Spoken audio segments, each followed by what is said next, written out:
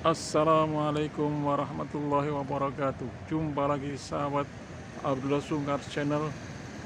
Kita mulai memasuki musim penghujan dan Kota Tegal sudah diguyur hujan.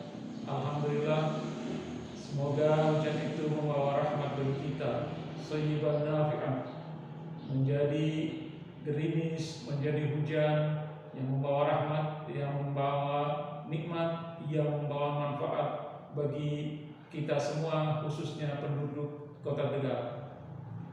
Sebagaimana biasa, apabila datang musim penghujan, maka kita akan mulai diingatkan dengan kemungkinan terjadinya banjir dan genangan.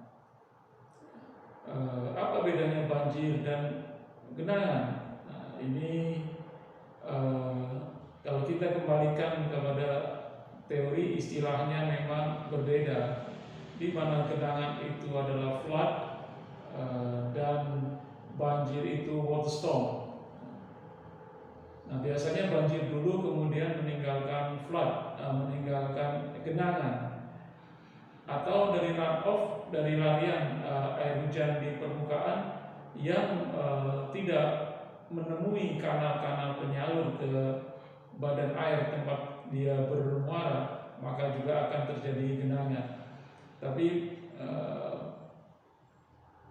secara definisi, banjir itu adalah terjadi ketika terjadi overflow atau overtopping, di mana air hujan dari hulu itu melimpas melampaui ambang atau puncak dari tanggul, sehingga masuk ke daerah yang lebih rendah, maka terjadilah genangan. Tetapi genangan juga bisa terjadi dari laut. Dalam hal ini adalah yang kita kenal dengan istilah rob. Ketika air pasang, maka air laut mendorong masuk ke muara sungai, dan apabila muara sungai itu relatif landai, maka air itu baik dari pantai maupun dari muara akan masuk menjorok ke daratan, maka terjadilah genangan. Nah, secara lebih spesifik, Kota Tegal ini sebetulnya tidak jauh berbeda dengan kota-kota Pantura lain.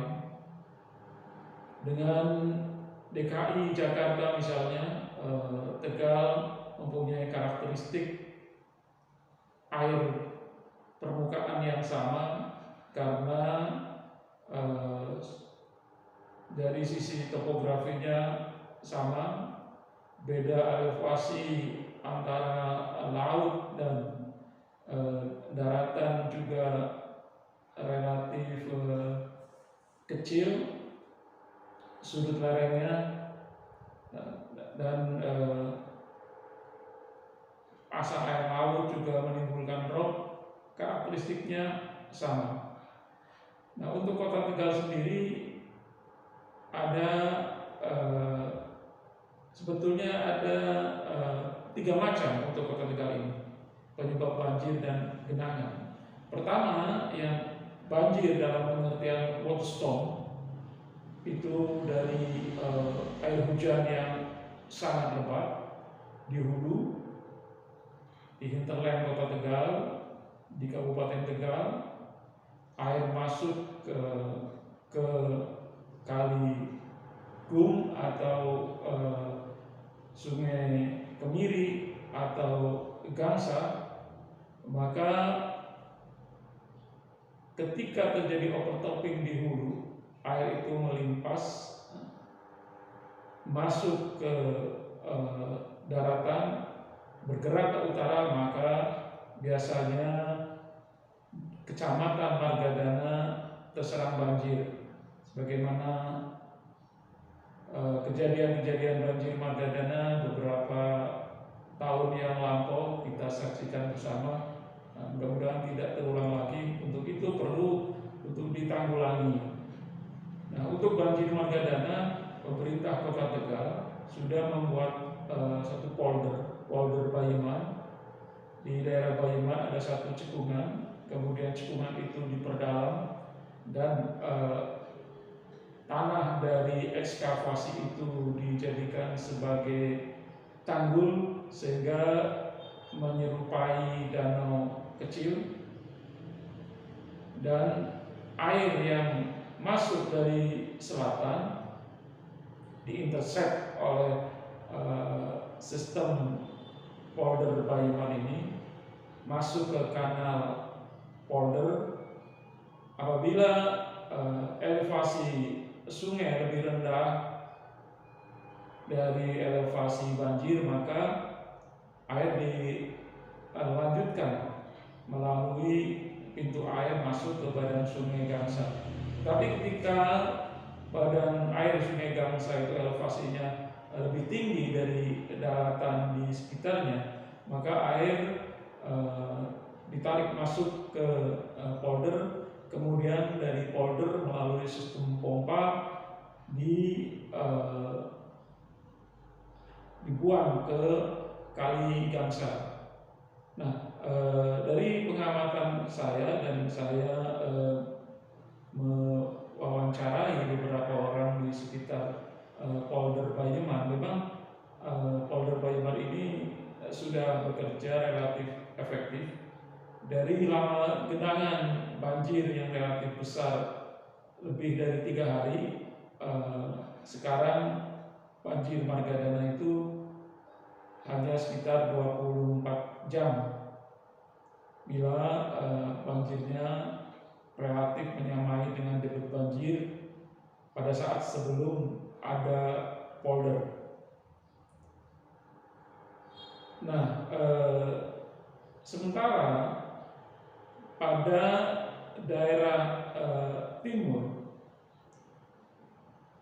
ke arah utara, karakteristik banjir atau genangannya sudah berbeda, hanya karena merupakan selisih elevasi antara Muara dan Kota Tegal yang di bagian hulu itu relatif kecil kemiringannya, sehingga pengaliran air secara gravitasi sulit untuk dilakukan dalam keadaan curah hujan yang dengan intensitas yang cukup tinggi. Untuk ini maka dibangun beberapa polder juga, yaitu di Tegalsari dan di Kelurahan Mitaragen. Yang di Tegalsari itu dengan servis areanya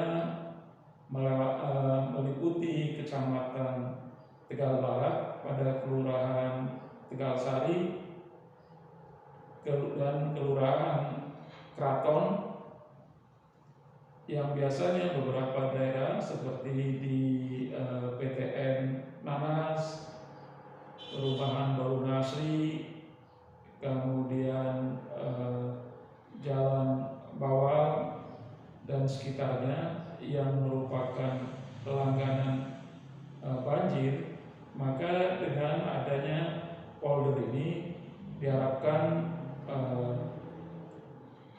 akan berkurang atau lama genangan itu menjadi semakin pendek karena air dipompa dari polder dibuang ke saluran Sibelis.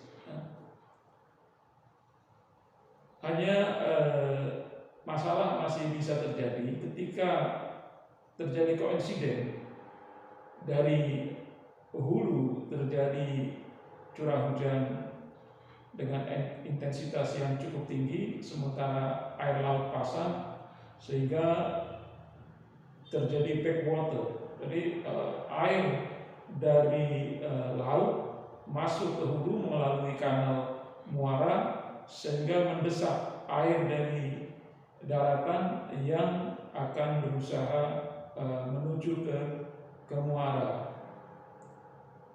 Ini ditanggulangi dengan revetment atau seawall atau dinding pantai walaupun belum menyeluruh.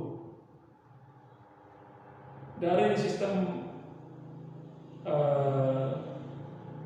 drainase banjir di Kota Tegal, kendala utama sekarang ini adalah dari pembiayaan. Sangat besar biayanya untuk secara teknis mengendalikan banjir, sehingga oleh pemerintah Kota Tegal ini dilakukan secara bertahap. Mudah-mudahan musim hujan ini membawa nikmat, membawa rahmat, dan kita dijauhkan dari bencana banjir. Amin, amin ya rabbal alamin. Assalamualaikum warahmatullahi wabarakatuh.